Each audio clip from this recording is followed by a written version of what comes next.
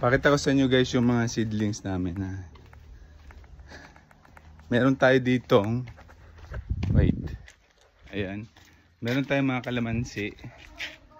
Tapos may avocado, tsaka guyaba, no, yan. Yan. Itatanim natin dito sa ating kabilang lote. Yan sa kabilang side. Nagpapaano tayo? Nagpapagabi. Ito guys, pinapatanggalan ko na ng damo. Ito sa harap ng Philippines guys. This. Yan, dyan natin itatanim yung mga kalamansi. Tsaka mga fruit bearing trees. Okay guys. Dito sa loob ng Delfinos, nagtanim tayo ng mga mahogany trees. May mga tinanim na ako last year. Ang laki na. Ayun na oh. May matangkad na ayun sa taas. Yan. Tapos may bago akong tanim dito. Ito isa. Tsaka doon pa isa.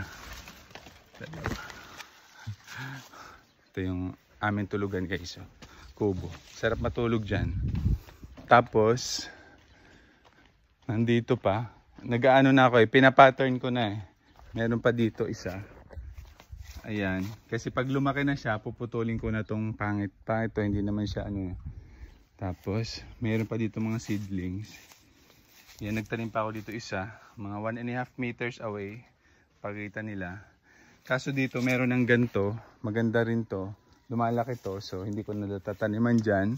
Nagtanim ako dito sa pagitan niya. Ayan, isa. Ito. Kikita nyo guys. Tapos, ito. Malaki na siya. Yan.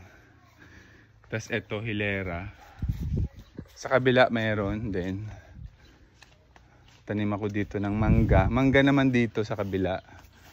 May isang mangga dito. Yan. Magtatanim pa tayo dito. Kaso ito, okay na yan eh. Rubber tree. Ang mga nandito sa gitna. Yan, nakita nyo itong rubber tree. Mali yung ito isa. Tapos meron pa ditong isa. Yan. Bagong tanim ko ngayon. Ito bagong transplant to. Ayun, malaki na siya. Ito dito, tatlong mahogany trees. 1.5 meters away. Yan.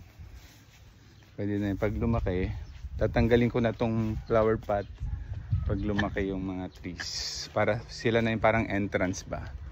Okay?